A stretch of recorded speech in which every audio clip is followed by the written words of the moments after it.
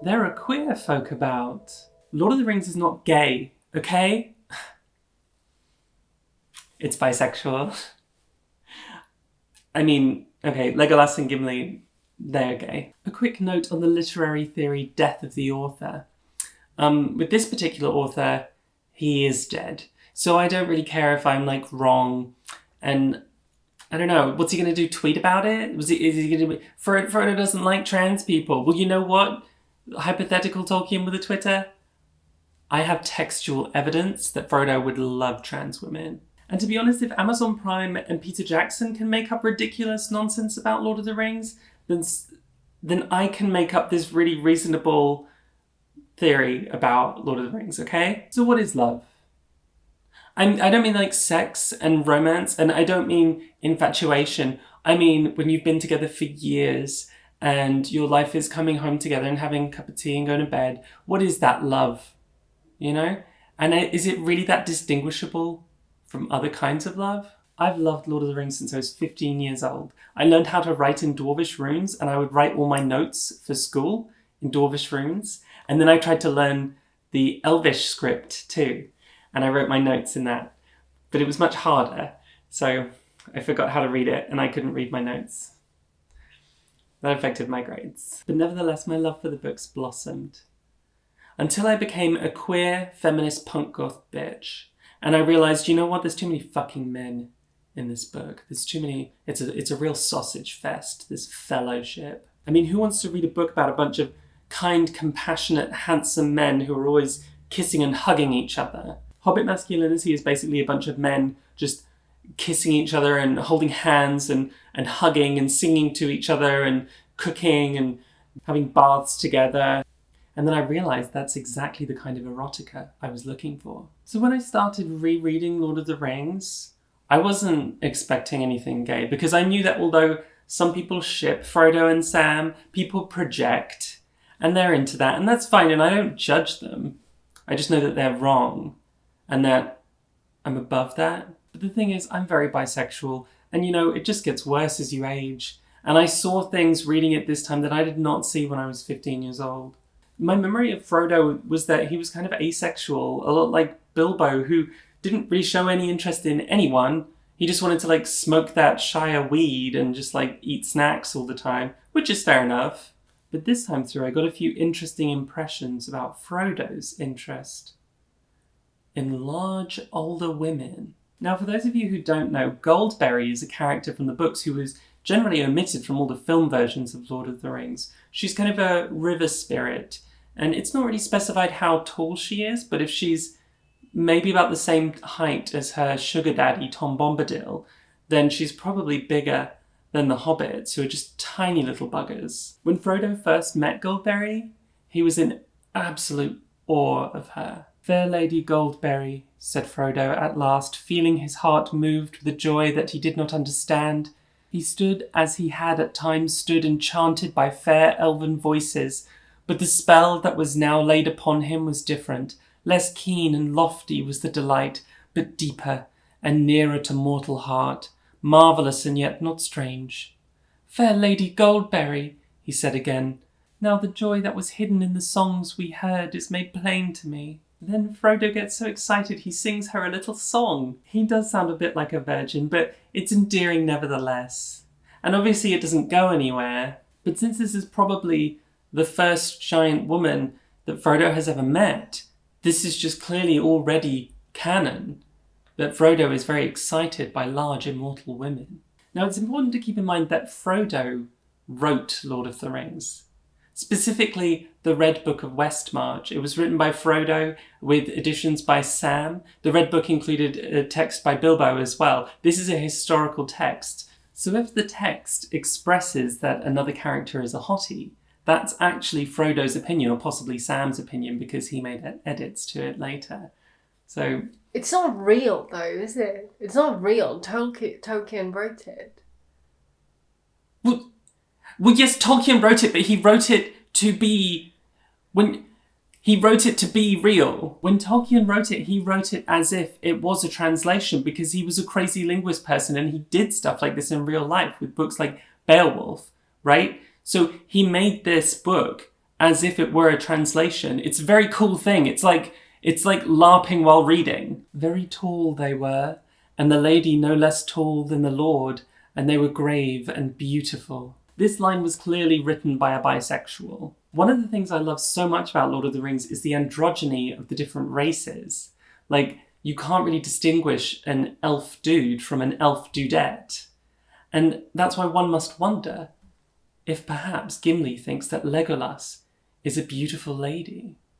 And likewise, it's possible that Legolas thinks that Gimli is also a beautiful lady, as dwarf women have beards. But now here is my proof that Frodo would be into trans women. Galadriel, the tallest of all the women of the Eldar of whom tales tell, was said to be man-high, but it is noted, according to the measure of the Dunedain and the men of old, indicating a height of about 6 feet 4 inches. Her voice was clear and musical, but deeper than woman's wont. So Galadriel was 6'4", which is about 193 centimetres, with a voice deeper than most women's. So Frodo's awe of Galadriel reminded me a little bit of his response to Goldberry. So that got me thinking, is Frodo at the very least bi-curious for chicks who are incredibly massive and immortal? Now, I'm not trying to say that Galadriel is transgender because she's really tall and has a really deep voice. I'm saying she's transgender because of this line. In place of a Dark Lord, you would have a queen!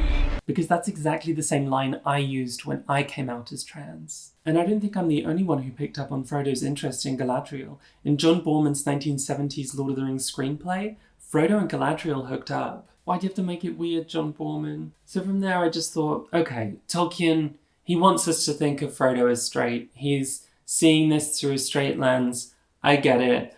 I'm down with it. I'm above the gay shipping. And then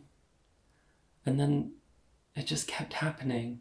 Sam, dear Sam, said Frodo, and he lay back in Sam's gentle arms.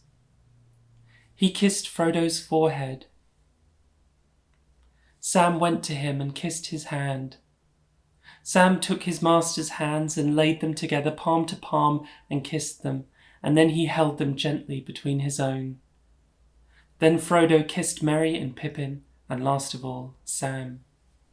Frodo's face was peaceful. The marks of fear and care had left it, but it looked old and beautiful, as if the chiselling of the shaping years was now revealed in many fine lines that had before been hidden, though the identity of the face was not changed. Not that Sam Gamgee put it that way to himself. He shook his head as if finding words useless and murmured, I love him. He's like that, and sometimes it shines through somehow. But I love him, whether or no. That last quote especially, remember, Sam and Frodo write this, and I have a feeling that Sam specifically wrote that part. These boys wanted us to know how they felt, how much they loved each other. Tolkien undoubtedly intended for us to read this as two men who love each other deeply. Whether you see that as romantic or not is up to you or up to your subconscious. I understand that a long time ago in British culture, men were permitted to have affection for each other. Men were allowed to express their physical and emotional love for one another, even if it was platonic. Something that men just aren't allowed to do now in our culture. Something that women are allowed to do, though. And Italians, apparently. The pathologization and criminalization of same-sex attraction, in particular between men, and then the sort of gradual, it's maybe kind of okay progression of it throughout time, has left men just feeling uncomfortable expressing affection in case it could be construed as like romantic or sexual. I've obviously grown up in this kind of culture where men's affection made you subject to ridicule and made you an outsider. To me, men's affection so often registers as romantic or sexual because I'm just not familiar with seeing any other kind. Not in film, not in real life. So that's impacted my perspective on things, and maybe it makes me read things in the wrong way, but I don't particularly care because I enjoy it in this way, and I don't think it really impacts the text to understand that love to be something slightly different, because how do you even distinguish that kind of love? And you know what? If we're going to continue this culture of denying men their physical and emotional affection for one another, then yeah, okay, Frodo and Sam are gay for each other, okay? And they will continue to be gay for each other until British culture can fix itself and stop being so gosh darn tootin' homophobic. Tolkien based Frodo and Sam's relationship on a particular kind of relationship he experienced during the war. My Sam Gamgee is indeed a reflection of the English soldier, of the privates and batmen I knew in the 1914 war, and recognised as so far superior to myself. These soldiers would have been to Tolkien as Sam is to Frodo. I can't help but feel like this recognition Tolkien had of how superior they were to himself just seems like he shared a very special kind of intimacy with them. And this seems especially significant when you consider how Tolkien wanted to frame that relationship at the end of the book, as we shall see. And I'm not saying anything gay has ever happened in the military, of course, but I've seen a lot of pornography, so this next part really gets me. When all was at last ready, Frodo said, "When are you going to move in and join me, Sam?" Sam looked a bit awkward. "There's no need to come yet if you don't want to," said Frodo. "But you know, the gaffer is close at hand and he will be very well looked after by Widow Rumble." "It's not that, Mr. Frodo," said Sam, and he went very red. "Well, what is it?" "It's Rosie. Rose Cotton," said Sam. "It seems she didn't like my going abroad at all, poor lass. But as I hadn't spoken, she couldn't say. And I didn't speak because I had a job to do first.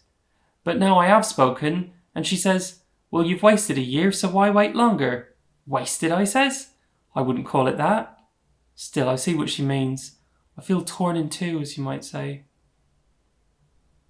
"I see," said Frodo. "You want to get married, and yet you want to live with me in Bag End too. But my dear Sam, how easy. Get married as soon as you can and then move in with Rosie. There's room enough in Bag End for as big a family as you could wish for."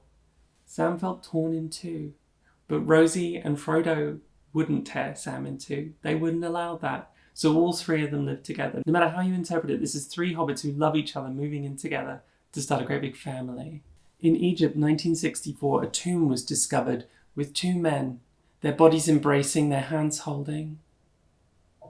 Obviously, they were just friends. And obviously, historical instances of same-sex affection have a tradition of being labelled as just friendly. They're just best mates, gal pals. And the problem tends to be that we have a biased cultural perspective coming in, so we see their relationships through a modern lens. Lord of the Rings is based on a historical text of another culture. No, it's not.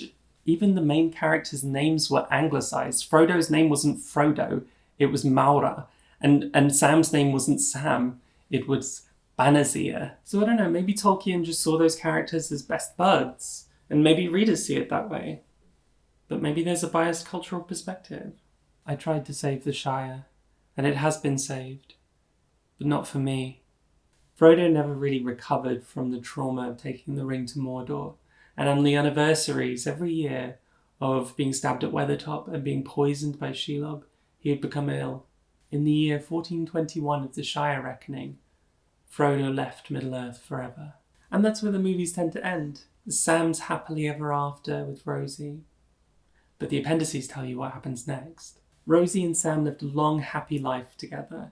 And for anyone at this point doubting Sam's attraction to women,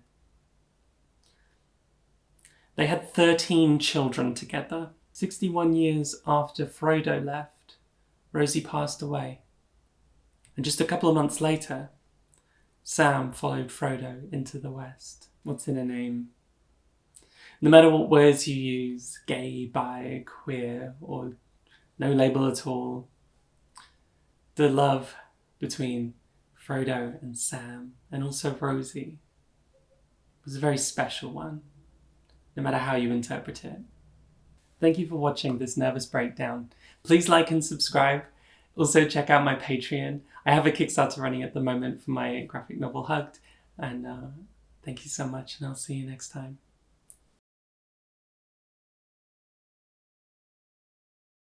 Koje Bilbo Pisaginis, Pisaginega Konca, naznano da bo kmalu praznoval svoj 11. rojstni dan za veselico posebne veličine, so ohbitovem to sprejeli z veliko besedi in uznemirjenja.